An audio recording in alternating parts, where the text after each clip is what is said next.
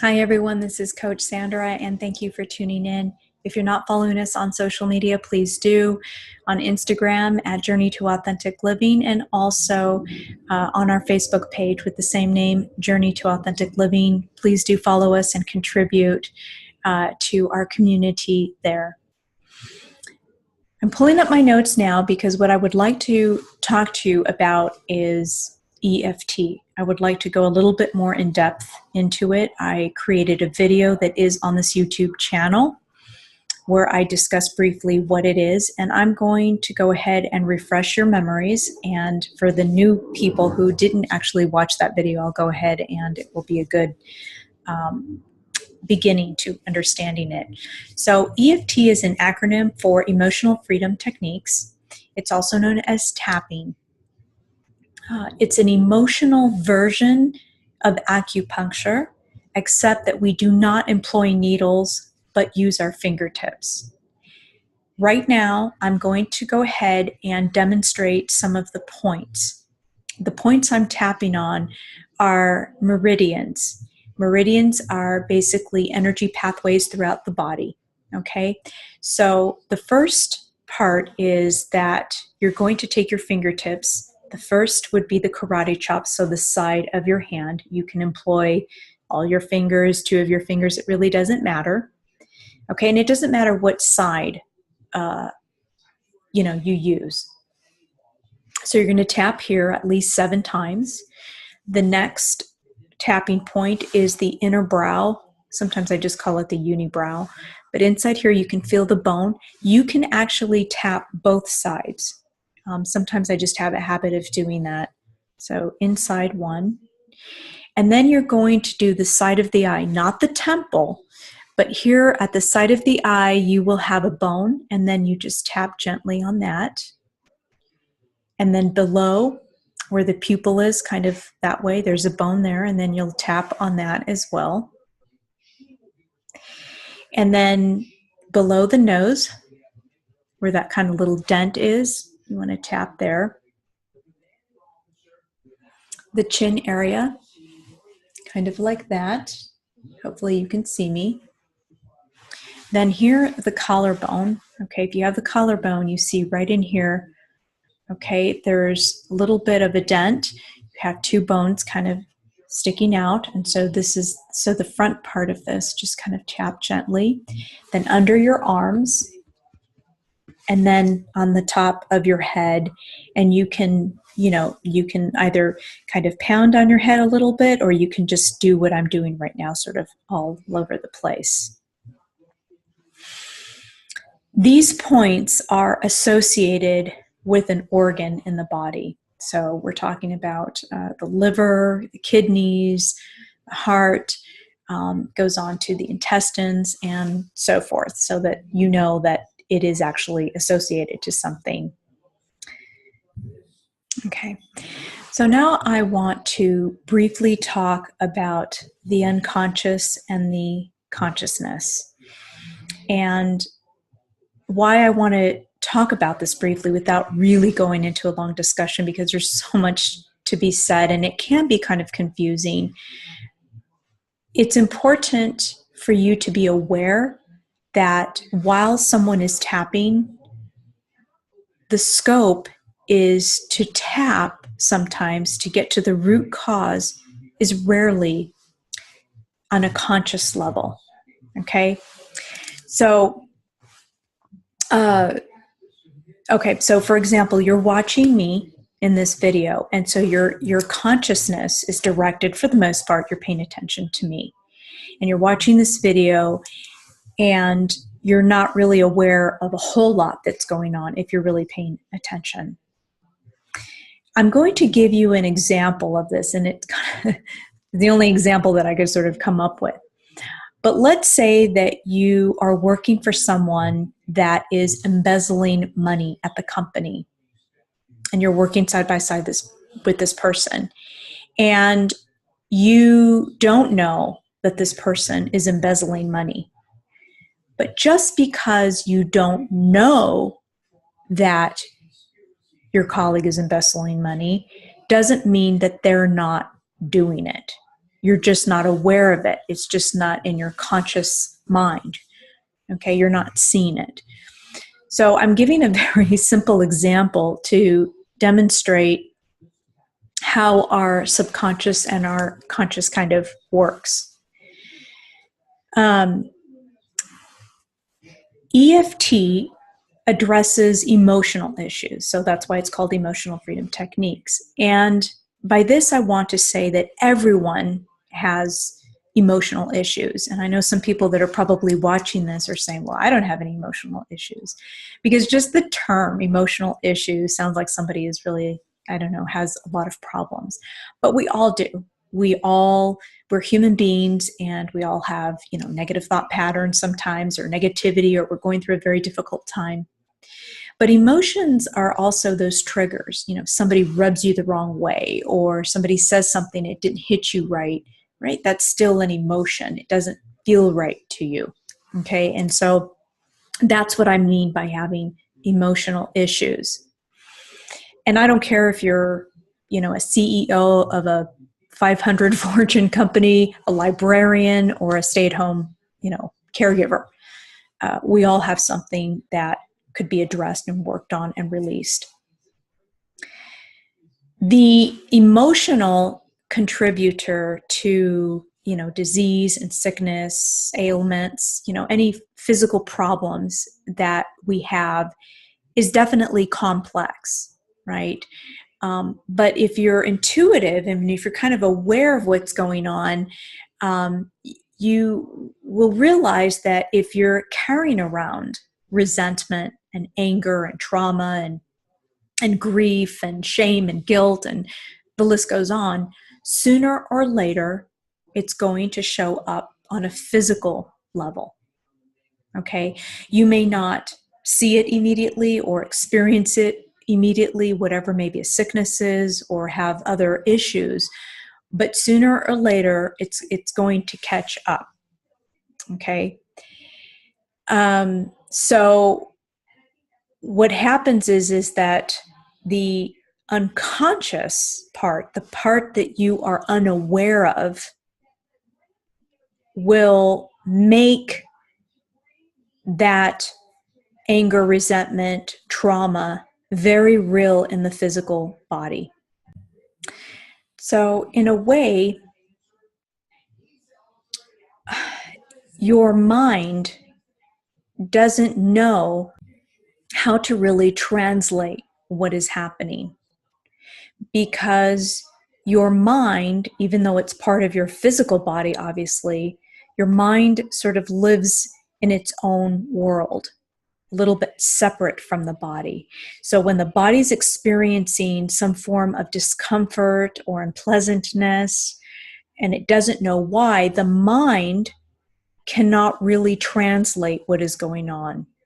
It can take guesses, but it really doesn't know why is it that it has that headache? Why is it that it feels melancholy or that it's going through what it does? And so at this point, our subconscious is really the one that's kind of running the show. It's kind of like the backseat driver of consciousness. Consciousness, in this sense, isn't as intelligent as the backseat driver of the subconscious. And that's why sometimes people don't always know what they know, right? What they're going through. We hear it all the time where people say, well, I didn't know I was traumatized. 50 years later, they go into therapy and say, well, I didn't realize it because it took a specialist, a professional in health and wellness, perhaps, to indicate, right, to have a sort of a criteria to see if that individual really did succumb to some trauma, for example. And so the subconscious has a way of kind of hiding things from us. Again, I don't want to get this to be too complicated, but let's just, for the sake of it, let's say that you've got 3 entities. Not entities as in demons, by the way, but just things, three different, let's just separate them for the fact of analyzing it. So you have your physical body, okay, that holds memories even on a cellular level, right? It's very intelligent, right? But that would be one entity if we could sort of put it in those terminologies. Then you have your mind, which is, your conscious mind, let's put it that way. And then you have the third one, which is your subconscious or your unconscious mind. And many times, all of these three, they're just not compatible with each other. Okay? They just don't know. They live together and yet they struggle many times. So whatever catches your attention is your conscious mind, right? Like I was giving you the example. You're watching me, if you're paying attention, and that is your conscious mind. But back here somewhere, the backseat driver, we don't know if maybe I'm triggering something. I remind you of your kindergarten teacher or something like that hit you with a ruler, and that you might be watching this video thinking like, not even thinking about your kindergarten teacher, but I remind you of her. Thus, your trigger or your discomfort or your dislike of me. Now, what catches your attention, what catches our attention, are feelings, our energies, whatever you want to call them, but our feelings, right? We're aware of feeling something. So that catches our attention. And that feeling, let's say it's an unpleasant feeling, is in direct communication of the unconscious to the physical. So here we go. I'm going to do in parentheses. So I'm going to say, for example, I will say, I'm feeling something. So I'm feeling blank, the feeling, but I don't know what it is. Backseat driver, unconscious. I just know, consciousness, that it feels unpleasant. So hopefully you catch that. You might have to rewind this to listen to that again. So think about it right now. Think about when you were experiencing anger. Where did that, just think about where you experienced anger the last time, right? Which sometimes we can get pissed off at somebody or a situation or what have you. Where was that? Was that in your, stomach area? Was that on your shoulders? Did you start having a headache? Did you feel nauseated? Certainly your blood pressure was going up. Your heart was maybe beating faster than usual. Okay. So it's the emotions that cause the physical problems. A little bit of a sidebar here. I'm not going to right now go into the thought patterns. It does come into play, but I want to talk a little bit more about the tapping part of it. Because sometimes it's very difficult. Most time, actually, it's difficult to start tapping and just saying, well, I feel negative. So you're starting to tap and say, I feel negative and I had a really bad day and so forth. But the more you dig deeper, the more you tap, the more you'll be able to start identifying the feeling of that negativity. Okay. So you may have not just other feelings arise, but you may have memories. You may have a flashback. You may smell something. You may taste something in your mouth, right?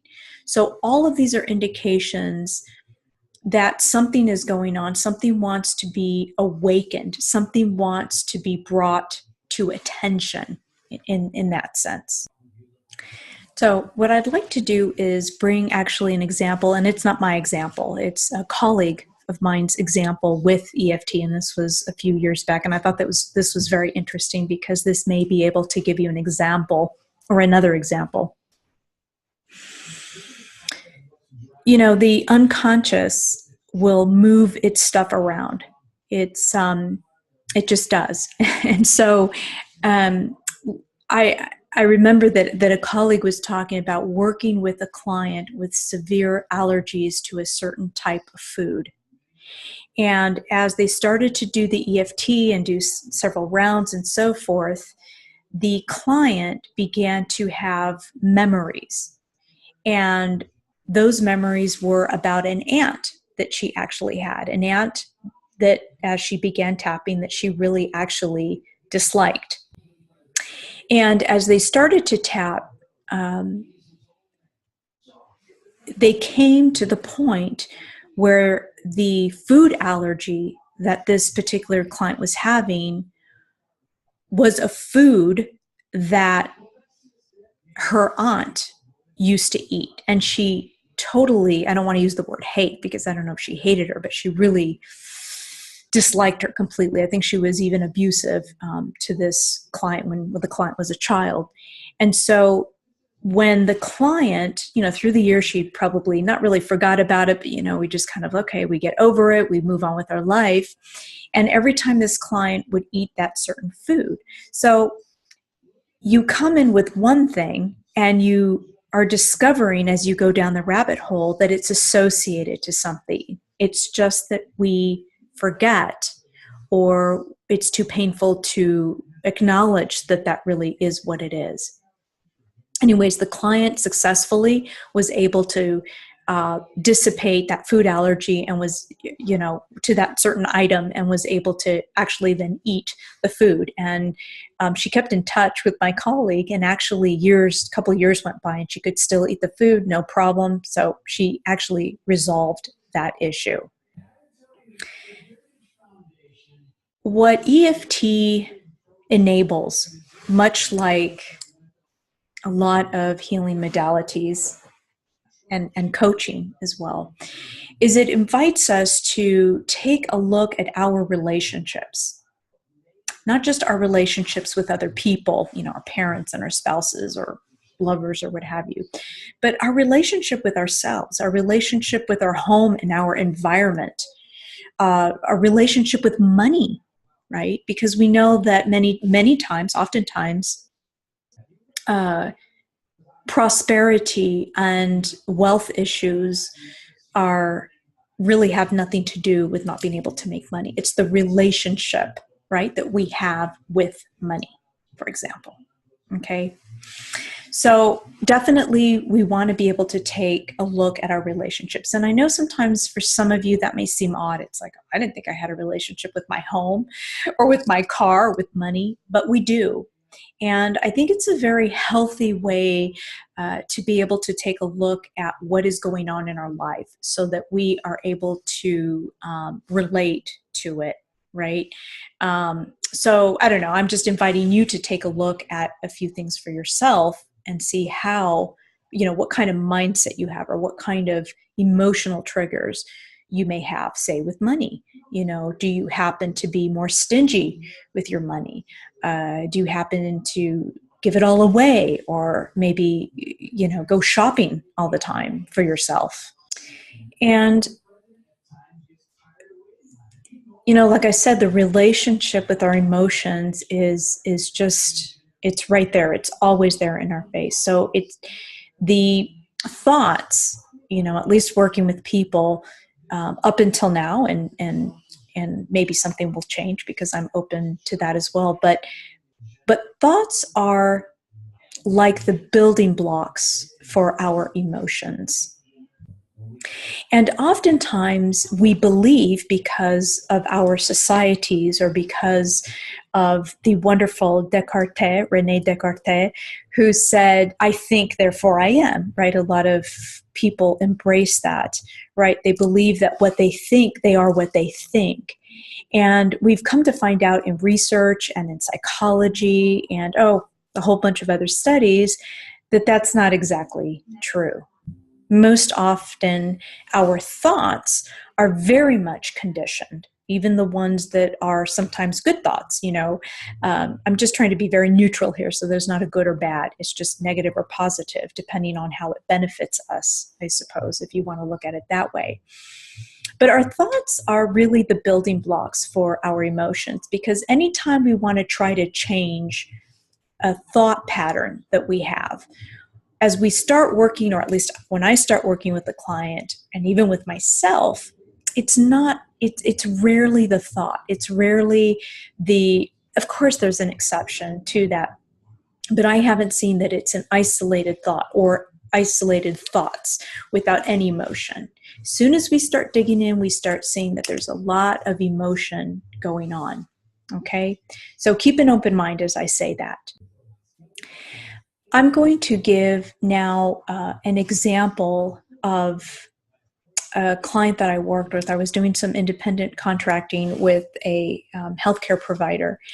And I had a client, very wonderful woman. She had been a professional, but the last 10 years of her career, she retired, or she said they forced her out into retirement.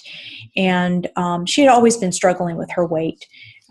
She had entered the program into the program that I was working with this independent contractor. And it had been like her third round of coaching. And then so she came to me, and she was, I think, almost like 400 pounds. So anyway, she comes to me, and the first session is always about getting to know each other. And I do ask her questions, even though, there's a psychologist prior to the participant coming to me as a behavioral coach. So they've had their assessment and things like that. I'm working with a therapist. I'm working with a case supervisor. So it's all good to go, right? But for my own work, because obviously I have my own business and my own way of assessing people, I was asking her questions and so forth. And one of the first things that she told me that she wanted to achieve is she wanted to start losing weight. And so, I basically told her, I said, we're not going to be concentrating on you losing weight because you haven't been successful before, which was true. She struggled her whole life being overweight, not as overweight as she currently was at the time that she came into the sessions, but she had really struggled. She also had depression, and she was taking some medication for that. She was out of work, so she felt, useless, and she didn't have much purpose. As we started to dig deeper, she had a lot of issues with her mother.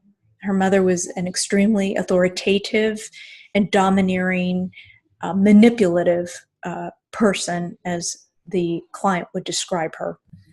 And my client growing up was always impeded from doing things because the mother was extremely dominating, always beating her up because she was overweight and was ridiculed. The client was ridiculed at school and so forth. But when I informed the client that we weren't going to address the weight, she sighed with relief. She said, I've never heard that before. She says, oh, I'm so happy. So as we started again to dig a little bit deeper, she felt pressured, right? She felt pressured by her mother, by her boyfriend. This was like a 55-year-old woman, okay? So she felt very pressured to lose weight. So many weeks passed, and I began to notice that she was not meeting her SMART goals. SMART is an acronym for specific, measurable, attainable, relevant, timely. Okay, just so that you know. And in this program, you have to have some goal setting, and it can be very simple. It could be just literally getting up from your sofa and going walking or something like this. It doesn't have to be enormous goals to reach, but they have to be relevant, and there has to be some form of commitment. So after several weeks of working with this specific client, she really wasn't achieving basically anything. She felt very comfortable with me. A couple of times she cried. She felt that our sessions were cathartic, which is always great because that's always a plus to have that kind of trust and loyalty in a relationship. But what I decided to do was do what I do best, right? Get her into understanding authentic living and what that means, and understanding her true self and what she really wanted. And the bottom line is that she was trying to change her thoughts by trying to manipulate herself, to say, well, if I can just get off of the recliner, if I can just do this, the other coaches were not successful. They all pushed her. In fact, she was completely annoyed at the fact that the previous coaches really didn't coach her. What they were trying to do was they were trying to get her to be motivated. But we know that motivation is intrinsic, so we can't get anybody to do anything. We can't get anybody to change. There has to be an internal desire, an internal motivation to want to do something, right? So that you can show that on the outside. So, through some really deep questions and having built this beautiful trust with this lovely client, she was just so lovely and so articulate and extremely well read. I gave her an insight. I asked permission if I could give her an insight. And when I did, which I can't remember verbatim what I said, but again, there was this, she just sighed, and then it was like, yes. And that yes basically was that she really didn't want to lose weight. She really didn't want to get off of her recliner. And she had worked her whole life according to her, and this is the way it was. And in fact, that's why the other coaches were not successful with her. Because again, we can't change other people. We can't really motivate other people. We can inspire other people and we can support other people, but that's exactly what was happening. She wasn't supported to where she was at that time. They were trying to coax her into doing something, right? If you only do this, then you'll feel better. In our relationship, and I'm not trying to boast about this relationship, but it really was a great experience for the both of us. And that is, I met her where she was at. I met her and I supported her. It took me a couple of weeks there to kind of realize that she wasn't meeting those SMART goals. And she was the one that created those SMART goals. So they don't come from me. She created, but she couldn't honor them. Okay. And so this is kind of what I'm trying to say, is that she was trying to change the thought. But when we dug a little bit deeper, there was a lot going on. There was certainly trying to get over the mother. A program is 10 weeks. There would be no way that we could get through 55 years of even trauma and a lot of conditioning and just, change everything radically, right? It would really mean that she would have to have huge efforts. And, she had some obstacles there that needed to be overcome before she could get to the point where she could really change her lifestyle. But it was just that she got to her true self. And I congratulated her to say, you know what? You don't want to lose weight. This is where you're at. This is where you want to be. And that's kind of how it went. And then talking to my other colleagues, the therapist and the case supervisor, at the end of the day, it was like, yeah, that was great that she got to that point. What ended up happening is that probably, several months down the road, she had found me actually on Facebook, and she sent me a private message, and she told me that even though she had not lost weight, that by accepting herself, by our conversations, and by me meeting her where she was at and supporting her and validating her, or whatever this, the session, it was so much more magical than I could ever articulate. that she was able to get off of the recliner and be able to start moving around, and I think she even got into photography or was getting into photography. But the weight sort of took a back seat. Yes, she probably still had problems. She had to deal with her elderly mom that was still very authoritative. But the fact that she felt supported was huge. So that tells us a lot about what's going on with the emotional body. So, I use the word magical, and sometimes when people are experimenting with tapping,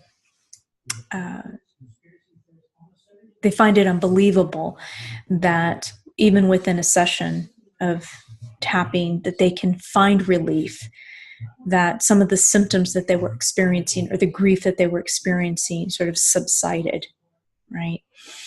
And it does seem like a miracle when that happens. And in fact, I did another video on what's called the apex effect, where a person, even though they come to you and they want to change, their limiting beliefs impede them from believing that it's actually EFT. That does relieve them from any distress. Let's just put it that way. The body tends to, heal itself. And a lot of people, again, I want to repeat that the physical body is intelligent, right? So the body does tend to heal itself if its energies are allowed to flow. And the biggest impediment that doesn't allow our body energies to flow is how emotional issues and trauma are held in the body. Okay. With EFT, we get to the core, and that is why, we always say you can use it for anything. I've also stated in previous videos or maybe even a podcast that not everybody actually wants to heal. Not everybody wants to resolve a certain situation. And you could say, well, how so? Precisely, sometimes the backseat driver, the subconscious can play a role. Sometimes, but in that case, let me pause, but in that case, there is sort of a desire, right? Sometimes in order for people to survive, they have a belief that they have to hold on to that trauma, that victimhood, the pain, right? It could be rheumatoid arthritis. It could be not managing diabetes very well, right? So we have a lot of self-sabotaging things going on, okay? I want to say that we have to learn to respect people. We have to respect. I've seen, especially when I first started out years ago with coaching and even in leadership training, and when I was living abroad, there were a lot of people who were stuck, so to speak, and they said they wanted to change. They wanted to find ways, and sometimes even empowering them with knowledge, right, or trying to take the first steps. They just didn't. I'm not saying that people are stubborn all the time. What I am saying is that not everybody wants to resolve or heal what is going on within their bodies, within their emotional system, for whatever reason. So there's no judgment to that. I could talk about this for a long time as well. And again, sometimes it's the person's journey, and we, as a practitioner, as a coach, I've just really learned to just respect that, and this is why I think it's very important as well to always ask permission. If you are a Reiki practitioner, if you do EFT, if you are a coach, or anybody that's in the healing modality, or a doctor, you might be a naturopathic doctor, whatever, maybe make it a practice, once you start talking to someone, but to start telling people, well, let me tell you, this is the way you should do this or should do that, or this is how you need to live, or let me tell you, or let me give you a suggestion, that doesn't always rub the right way. When I feel that people are intelligent enough to ask for the help that they need. And so, I really just want to sort of point that out, because a lot of times we think, well, that person, if they only did this or if they only did that, right? But we don't know other people's journey. It's difficult enough to know our own and to overcome our own things than to sit there and try to figure out somebody else's. And lastly, the more we learn how to use empowering tools such as tapping,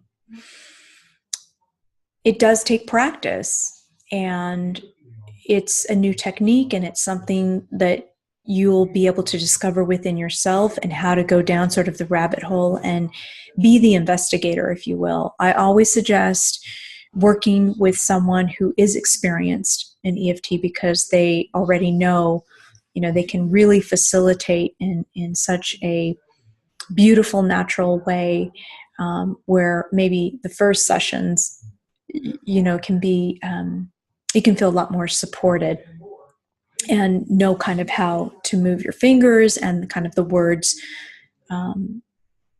that you're trying to aim for, because it really is about aiming. It's really about cutting through the layers of what is going on.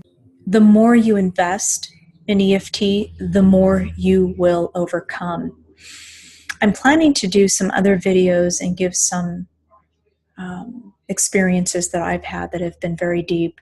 I have been practicing not only for myself, but also professionally for 15 years, EFT. It was so important for me. I just got hooked, and I love it. And there are times where sometimes I forget to employ EFT. Even the other day, there was some family issue, and I thought, oh, why didn't I think about that? And I just immediately experienced relief. I'm also somebody who's very in tune with her body. So when something is not right, I do sit with it. But yeah, a good hour session or so to get to the different layers, I think, is a good way to start. But you don't need to spend that kind of time. I'm just saying that the more time you invest in tapping, the more you'll be able, the more benefit you will glean. Okay, the more awareness will come to you.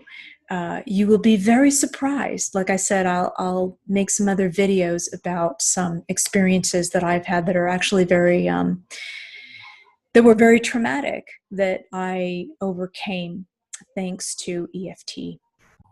You can begin with one thing, and then the next, you're unblocking, limiting belief systems, and you're digging into some emotional stuff that just got tucked away, and you may not be realizing that that too is limiting you in some capacity, right?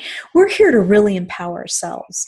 There's a lot of free information of EFT, and if you're interested and you like what I've presented here, and you would like me to actually demonstrate even a session where you can tap along as well, please let me know. Comment below or send me an email. I'll put my email address in the caption so that you can send me a private message, and I'm more than happy to do that. I do give free consultations. I'm more than happy to talk to you a little bit more about EFT. And in the meantime, please do share this video with anyone who could benefit. And again, I just appreciate your support and helping me get the word out and get Journey to Authentic Living's message out as well, because this is empowerment. This is empowering yourself with empowering personal development tools. This is not a quick fix, or, all my problems are going to be resolved and I'm going to be this wealthy, prosperous, whatever. That could happen. I don't want to limit you. But I think you get the gist of it. This is not what it's about. there is something extremely beautiful and freeing and liberating when you are able to have that aha moment, to be able to say, wow, I didn't realize that I was self-sabotaging me. Because remember, the conscious is not always conscious of it. So again, I'm encouraging you to live authentically. You have the potential, you have it within you. Every single person has the potential to empower themselves. Okay? So wishing you well. Take care, and thank you again for watching.